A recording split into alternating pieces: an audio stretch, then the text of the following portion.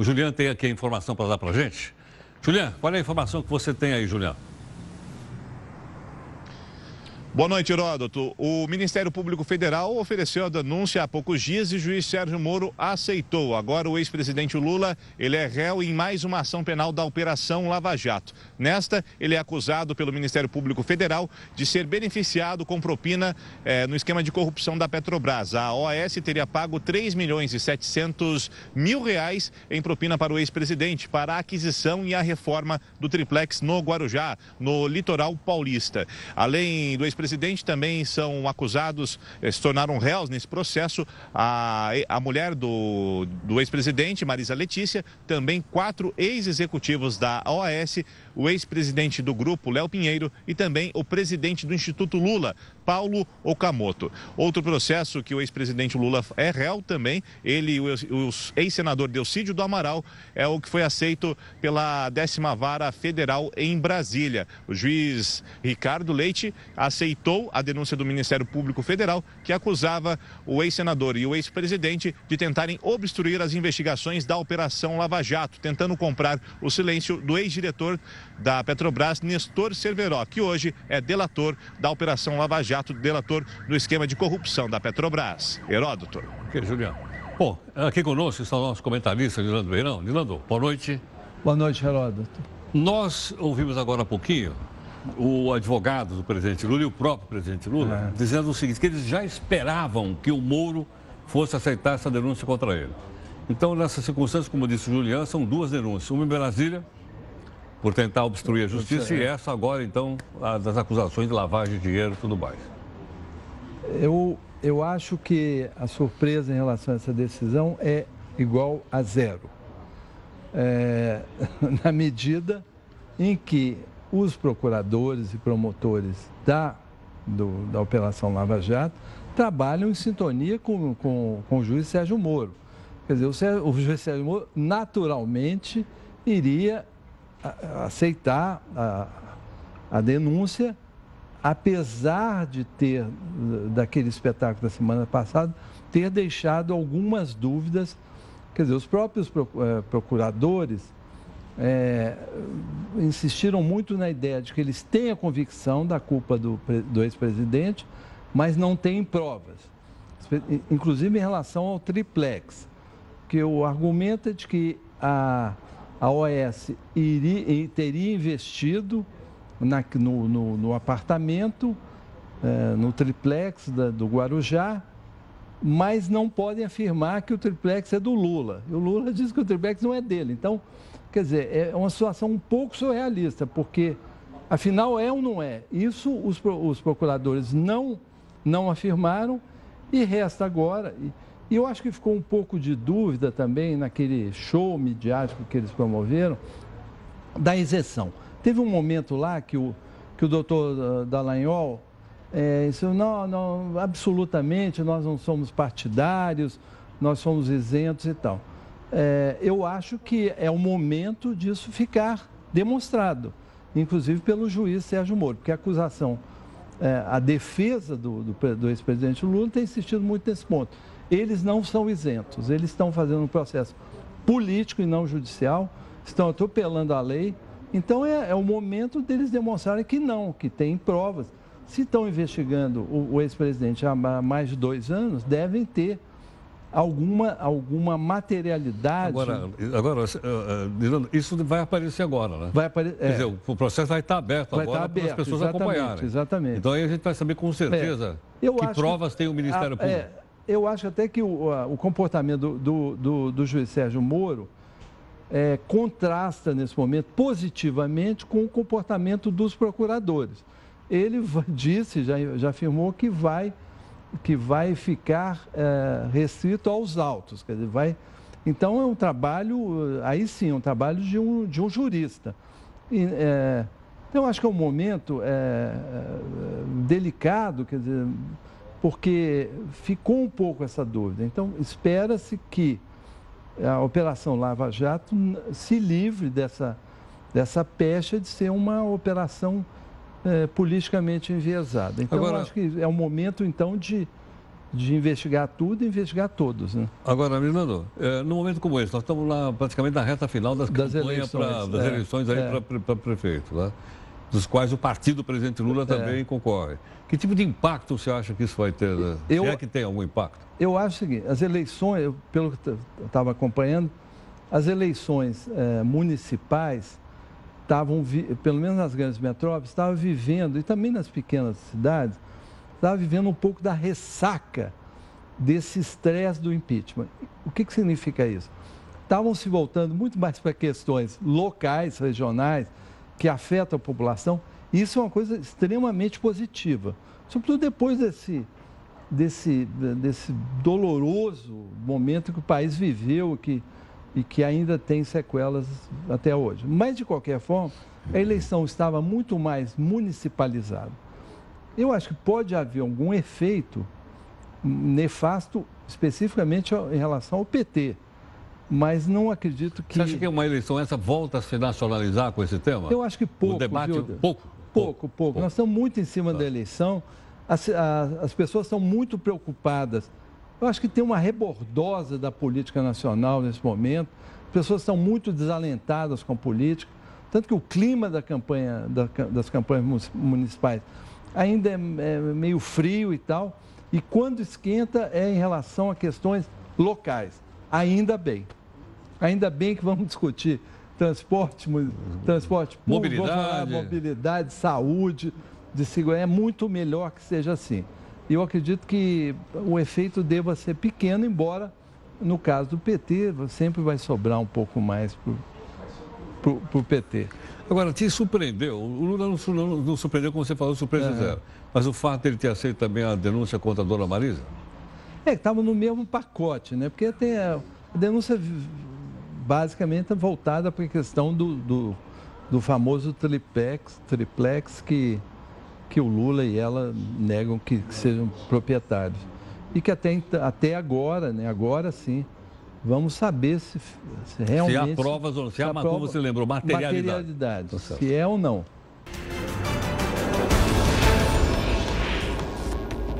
Nosso comentarista, Nando Beirão, aqui conosco. Nando, quase que deram um passe-a-moleque nós. Nós, que eu falo, os cidadãos do país. O povo brasileiro. Usar um clichê, na calada da noite. Na calada não, de madrugada. Madrugada, uma articulação, assim, vamos aqui, conversamos ali e tal, aliás, da qual participou a grande base do atual governo. O DEM, na figura do presidente da Câmara, Rodrigo Maia, o PPS, o PP, o PSDB, o PMDB, quer dizer, de repente, o bloco, que se articulou ali, e se não fosse os nanicos, né? Entre eles, o pessoal que eu vi aí. O pessoal, a rede também teve um papel importante, o deputado Miro Teixeira, que estava meio sumido ultimamente, também se levantou, falou isso aqui é um golpe da madrugada. Então realmente foi interessante que esses pequenos partidos pudessem ter se mobilizado e evitado essa apunhalada. Há um certo cheiro de pizza no Congresso, especialmente na Câmara, né, Heródoto? Uma articulação de um acordão que tente neutralizar um pouco os efeitos das delações que vêm aí. Então, com pequenas medidas como essa. Porque o pretexto aí era a regulamentação do Caixa 2. A regulamentação. Regulamentação. Tá certo. Como se no Brasil... Mas é o único país do mundo com Caixa 2 regularizado. Mas regulamentação no sentido de que, não, vamos disciplinar isso aí. O que é uma hipocrisia absoluta, porque lei aqui não falta para punir o Caixa 2. A gente vê aí. Basta querer punir. Então, não é questão de lei, é questão de atitude de política, judicial, investigativa para punir. Então, não é essa a questão. É uma jogada hipócrita e que seria um desastre para o país, porque é um pouco essa ideia, não, vamos deixar para lá e tal. Eu acho que a Câmara, a gente tem que ficar de olho. Essa sugestão que você deu de vamos ficar olhando, cobrando os deputados. Eu, infelizmente, faz tempo que eu não elejo nenhum único deputado. Eu sempre perco as eleições. Então, mas pelo menos vou tentar aqui no meu modesto palanque aqui, no nosso modesto palanque, tentar um pouco ficar vigilante e avisar as pessoas, vamos ter cuidado aí, porque está se desenhando uma armação para que os políticos se salvem. Escape dessa enrascada. Agora, será que esse pessoal, eles não têm medo do eleitor, não é? Pois é. Acho que não, né? Não, acho que não. Como a eleição é daqui a 2 anos, não é isso, para deputado? Até lá aí a gente já esquece esqueceu, e tal. tem um carnaval aí no meio do caminho. Aqui no Brasil se esquecem coisas interessantes, né? Quer dizer, um helicóptero com meia tonelada de pasta de cocaína. Lá em Minas Gerais. Lá em Minas Gerais. Nunca vai. Não há interesse em se apurar uma história como essa. Tem várias histórias aí que não há interesse, que ninguém tem interesse em apurar, né? É curioso isso. O Brasil é muito seletivo na sua indignação e os políticos acreditam muito na amnésia coletiva. Porque daqui a 2 anos, sei lá, vai ter a Copa do Mundo, quem sabe o Brasil vá para a Copa e faça um bom papel, aí a gente comemora na rua, abraça os eleitores, beija as criancinhas e está tudo resolvido. Pilando, obrigado então. As ações da Petrobras, estou falando para você que pegou a grana do Fundo de Garantia e botou tudo na Petrobras, como eu. Apresentaram hoje uma alta nessa terça-feira, após o anúncio de um plano estratégico apresentado pela Petrobras, que prevê aí uma redução de 25% dos investimentos para o ano 2017 até 2021. As ações preferenciais, aquela onde a gente recebe o dividendo primeiro, elas valorizaram quase 4% e fecharam cotadas a R$ 13,50. Já os papéis ordinários, bom sentido, hein? Que dão direito a voto na Assembleia, tiveram um pouco mais de ganho e elas estão valendo hoje R$ 15,05. Você lembra que uma ação dessa chegou a valer R$ 5, R$ 6, por aí afora. Mas quem está aqui conosco, professor de Economia da PUC de São Paulo, professor Leonardo Trevisan, gentilmente. Leonardo, boa noite, obrigado pela gentileza, bem-vindo mais uma vez. Como é que está, meu irmão? Leonardo, o que significa para a história da indústria do nosso país, da nossa revolução industrial, ver a Petrobras definhar? Você tocou no ponto central, né? Boa noite, você tocou no ponto central. A Petrobras tem um papel na história da economia brasileira que é reconhecido por todos. Há diferentes cálculos que mostram a representação de toda a indústria brasileira conectada ao avanço da Petrobras, né? O fato, por exemplo, de que a Petrobras está hoje, com uma redução até mesmo de pessoal sucessiva, ela demonstra um recuo naquilo que foi sempre a nossa escolha, né?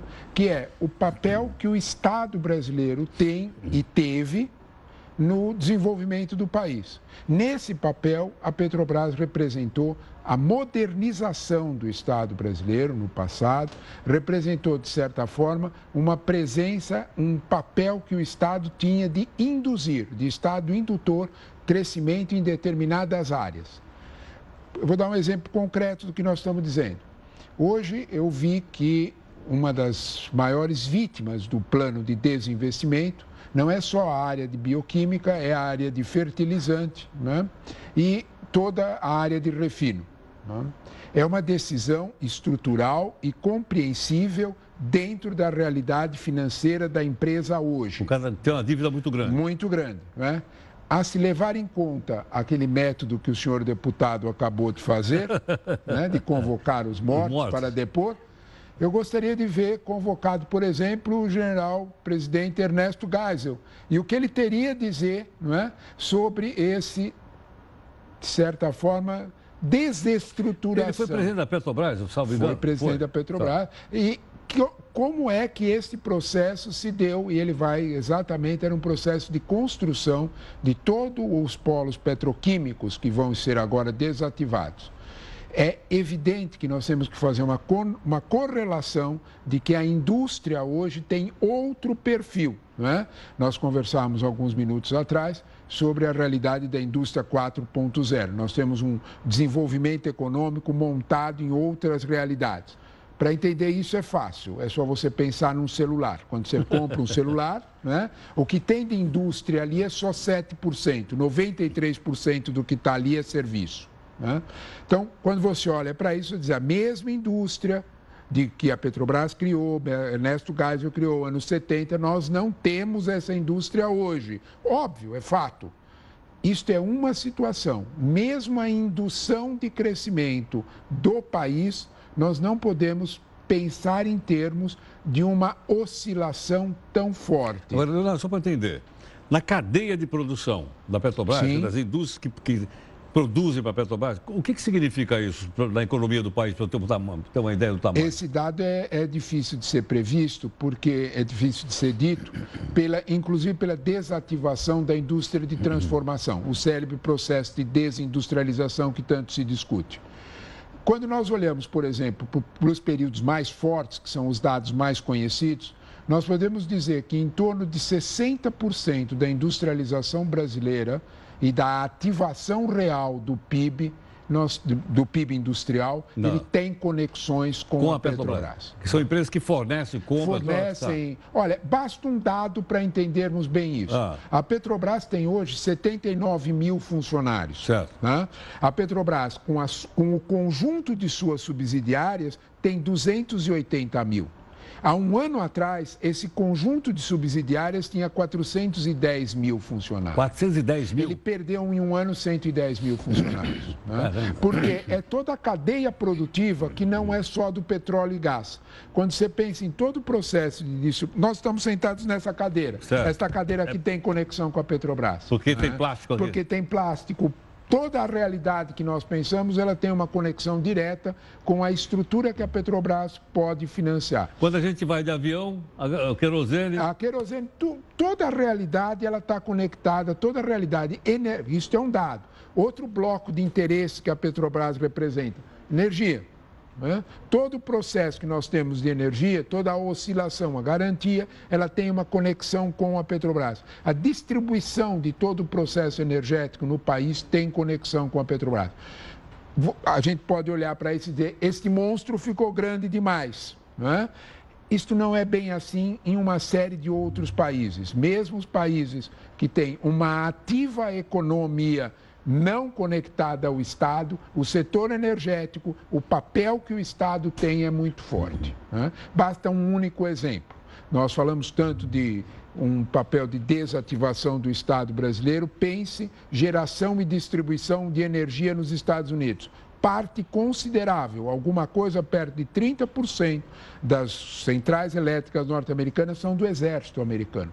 Do Exército? Sim, porque isto tem uma conexão direta com o sentido que a energia tem para a existência do país. Para a existência do país. Tá. Basta cair energia elétrica aqui, nós vamos ter uma boa ideia de que nós precisamos dela.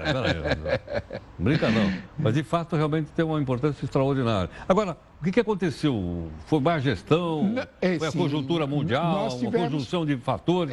Nós tivemos vários fatores que explicam. Claro, a gente tem má gestão, e esse é um processo complexo de você ser julgado, porque isso precisa de uma certa cautela para fazermos afirmações tanto de boa gestão como de má gestão.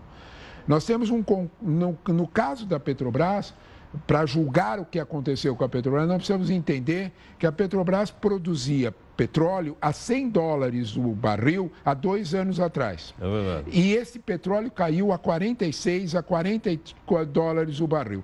Qualquer estrutura produtiva que perde 50% a 60% da sua receita, ela sofre, seja ela qual for. Qualquer empresário, ele vai entender perfeitamente isso. Entendi. Este processo, quando nós olhamos com os processos vamos chamar dessa forma, de imbricamento pernicioso, está imbricado de uma forma perniciosa a estrutura da Petrobras com a estrutura política brasileira.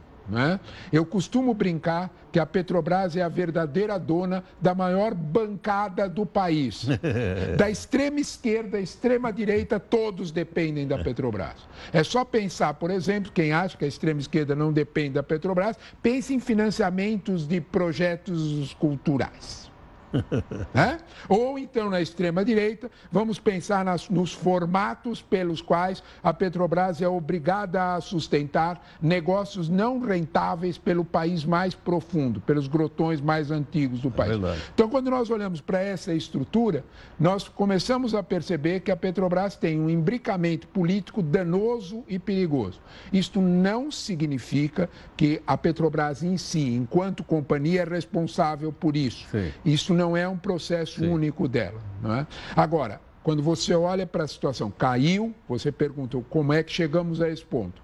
Caiu o preço do petróleo, nós tivemos esse processo, houve uma mudança nas estruturas produtivas no mundo inteiro, em que a industrialização foi perdendo força para uma série de setores, e isso atingiu diretamente a Petrobras.